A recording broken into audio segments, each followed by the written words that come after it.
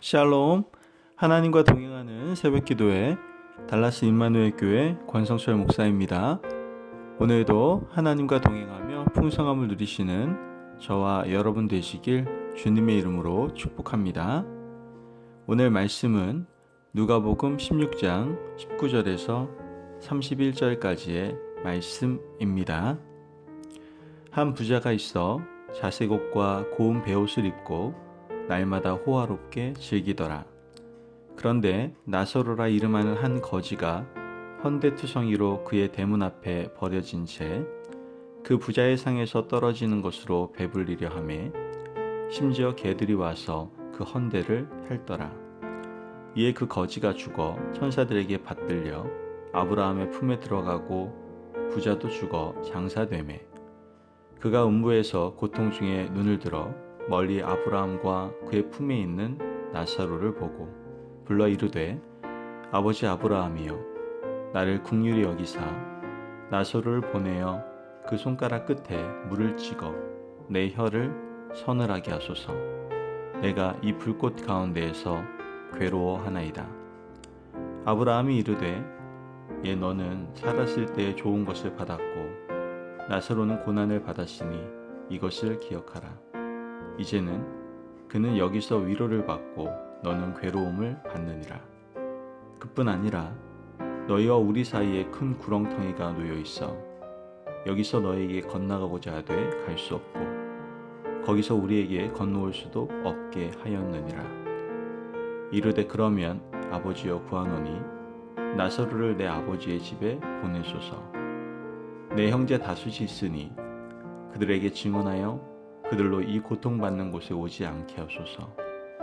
아브라함이 이르되 그들에게 모세와 선지자들이 있으니 그들에게 들을지니라. 이르되 그렇지 아니하니이다. 아버지 아브라함이여 만일 죽은 자에게서 그들에게 가는 자가 있으면 회개하리이다. 이르되 모세와 선지자들에게 듣지 아니하면 비록 죽은 자 가운데서 살아나는 자가 있을지라도 권함을 받지 아니하리라 하였다 하시니라. 아멘. 하나님의 말씀입니다. 여러분 사람들은요 살아가면서 너무나 힘들고 꽉 막힌 인생을 살아간다고 생각하지 않습니까? 그래서 그런지 수많은 기적을 사모하죠. 내 인생에 기적과 같은 일이 일어나기만 한다면 그 일을 허락하신 하나님을 영원히 섬기고 떠나지 않겠다고 기도를 하죠.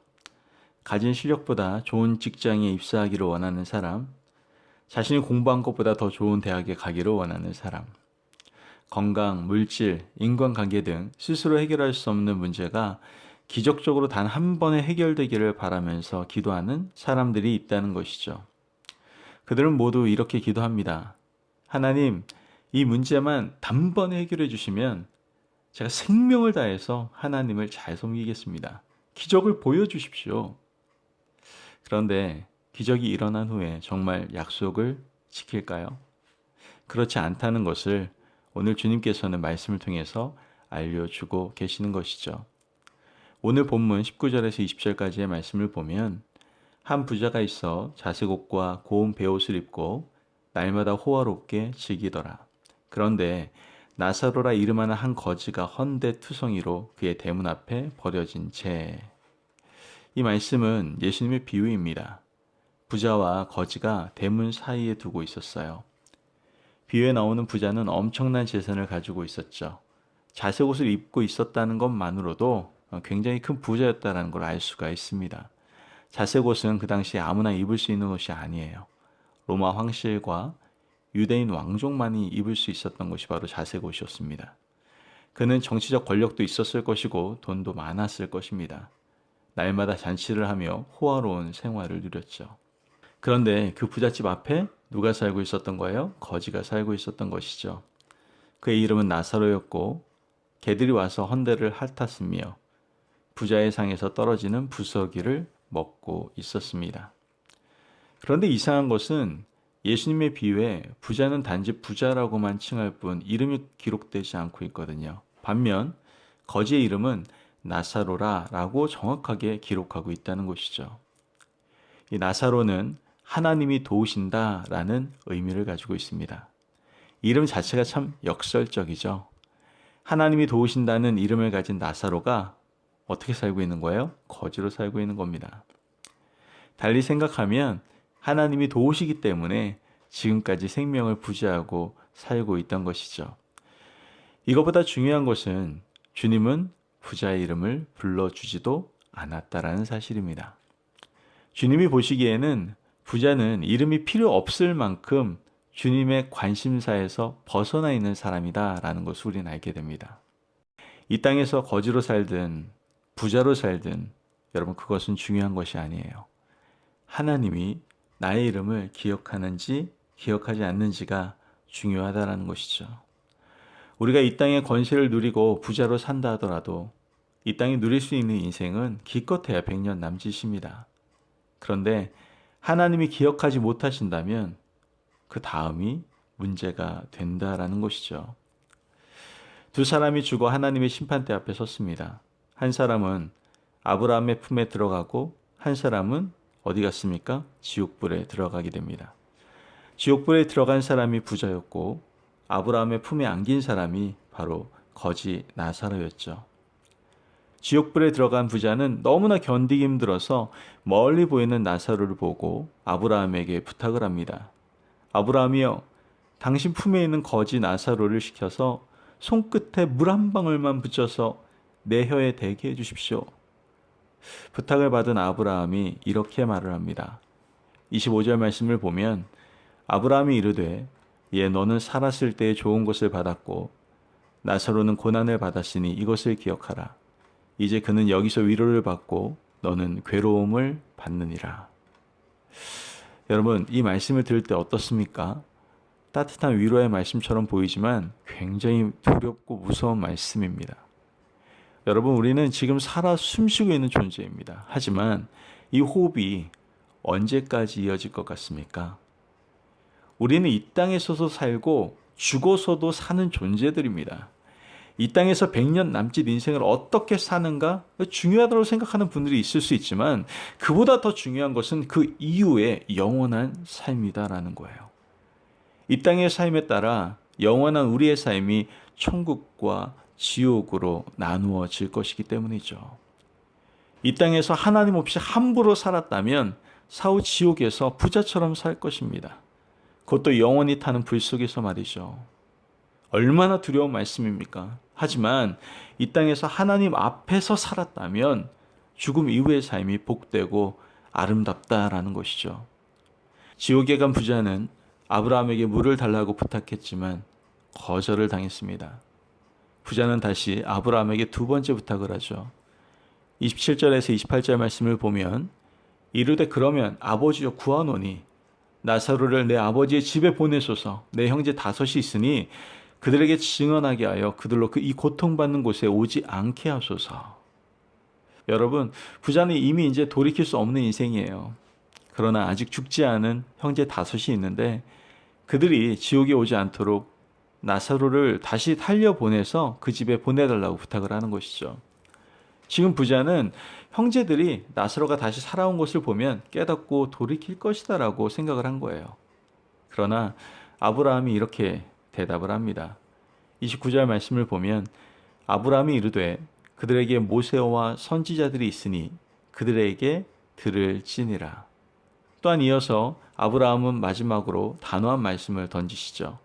31절 말씀을 보면 이르되 모세와 선지자들에게 듣지 아니하면 비록 죽은 자 가운데에서 살아난 자가 있을지라도 권함을 받지 아니하리라 하였다 하시니라. 여러분, 모세가 기록한 말씀과 그 말씀을 전하는 선지자들에게 듣지 아니하면 죽었다가 살아난 자가 있다 할지라도 듣지 않을 것이다 라고 말씀하고 있는 겁니다. 기적은 결코 사람을 변화시킬 수 없다는 주님의 말씀인 것이죠. 예수님이 아브라함을 내세워 하고 싶은 말씀 바로 이거예요. 우리는 일확천금을 꿈꿉니다. 우리 인생에서 일어날 수 있는 기적을 꿈꿉니다. 기적만 일어나면 절대로 하나님을 떠나지 않고 열심히 섬길 것이다 라고 말을 합니다. 하지만 허황된 말일 뿐이죠. 기적은 사람을 변화시키지 못해요. 사람을 변화시키는 것은 오직 주님의 말씀뿐이다 라는 것이죠. 어떤 분은 자기가 믿음이 있기를 원한다라고 얘기합니다. 주님 만나기를 원한다라고 말을 합니다. 그래서 기적을 보여달라고도 얘기하는 분들이 있습니다. 여러분 기억하십시오. 주님을 만나는 가장 좋은 방법은 뭐예요? 말씀입니다. 말씀. 여러분 말씀을 믿어보십시오. 믿는 가운데 역사하시는 하나님을 여러분 만나게 된다라는 것이죠. 여러분 깊이 한번 생각해 봅시다. 우리가 지금까지 믿음 생활을 어떻게 해왔는지, 우리 인생에 일어나는 기적이 나를 변화시켰는지, 하나님의 말씀이 나를 변화시켰는지 한번 생각해 보시기를 바랍니다. 살아 역사하시는 주님의 말씀이 우리 인생을 단단히 받쳐줄 거예요. 말씀은 우리에게 믿음을 더하고, 믿음은 하나님에 대하여 눈뜨게 하며 말씀을 새롭게 하는 능력이 될 것입니다. 기적은 순간적인 놀라움은 가져다 줄 수 있을지 몰라도 영원히 이어지지는 않습니다. 그러므로 부디 오늘 하루 살아가면서 허황된 기적을 꿈꾸거나 바라지 마시고요. 진리의 말씀, 생명의 말씀, 능력의 말씀을 붙들고 힘차게 살아가시는 저와 여러분들이 되시기를 주님의 이름으로 축복합니다. 아멘. 기도하겠습니다. 사랑이 많으신 아버지 하나님 감사합니다. 오늘 말씀을 통해서 우리에게 가장 중요한 것이 바로 말씀임을 깨닫게 하시니 감사를 드립니다. 우리는 자꾸만 너무나 놀라운 기적을 바라며 살아갈 때가 많습니다. 기적이 우리의 삶을 변화시켜 줄 수 있을 거라고 생각을 합니다. 하지만 하나님, 기적은 우리를 변화시키지 못합니다. 오직 하나님의 말씀만이 변화의 능력임을 믿으며 오늘도 그 변화의 능력인 말씀만을 붙들고 살아가는 저희들 될 수 있도록 인도하여 주옵소서. 감사함이 예수님의 이름으로 기도합니다. 아멘. 오늘도 하나님과 동행하며 풍성함을 누리시는 저와 여러분 되시길 주님의 이름으로 축복합니다. 여러분 언제나 말씀이 우리 인생을 책임지시고 인도해 주십니다. 믿으십니까? 그 말씀만이 우리를 변화시켜 주실 수 있습니다. 그 말씀을 붙들고 승리하는 하루를 살아가시기를 간절히 바랍니다. 말씀 안에서 승리하십시오.